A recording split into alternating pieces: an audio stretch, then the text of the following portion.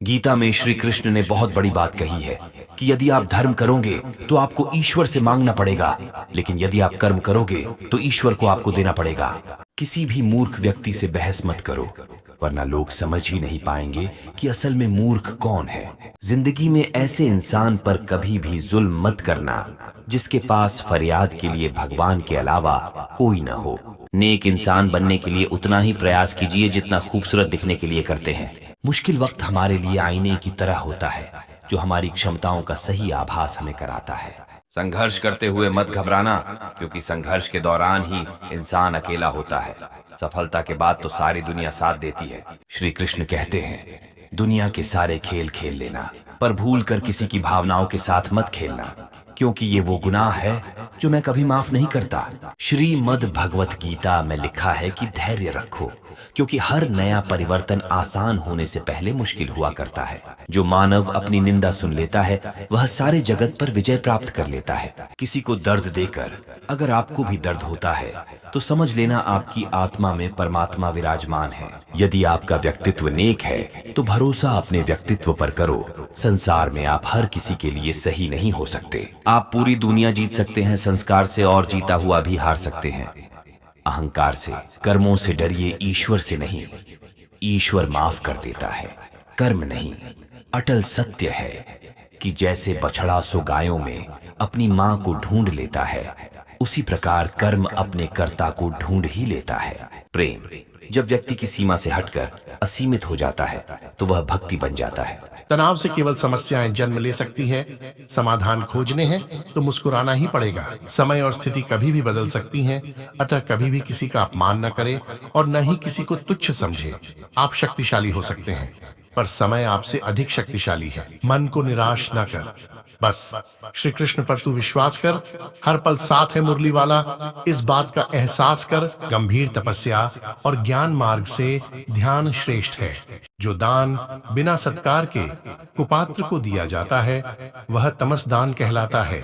एक अनुशासित व्यक्ति ही अपना, समाज व देश का विकास कर सकता है। शिक्षा और ज्ञान उसी को मिलता है जिसमें जिज्ञासा होती है। सत्य कभी दावा नहीं करता कि मैं सत्य हूं, लेकिन झूठ हमेशा दावा करता है कि सिर्फ मैं ही सत्य हूं।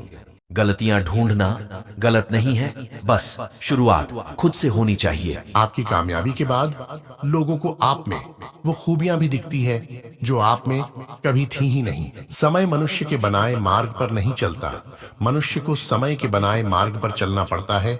जो यह बात समझ लेता है वह सुख दुख, आशा निराशा में विचलित नहीं होता।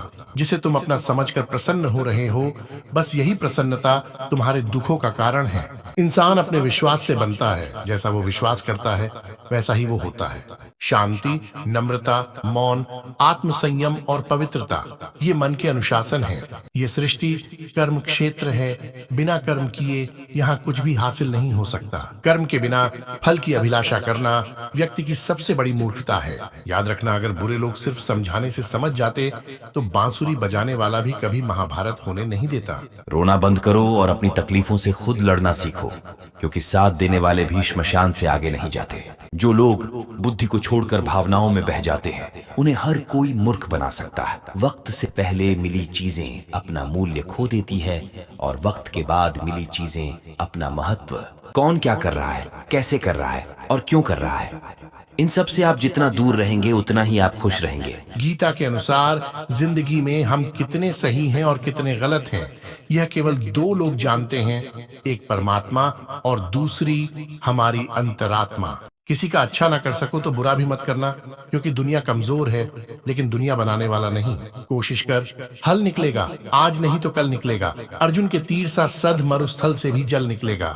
जीवन की सबसे बड़ी गलती वही होती है जिस गलती से हम कुछ सीख नहीं पाते हैं। भगवान मूर्तियों में मौजूद नहीं है, आपकी भावनाएं ही आपका भगवान है।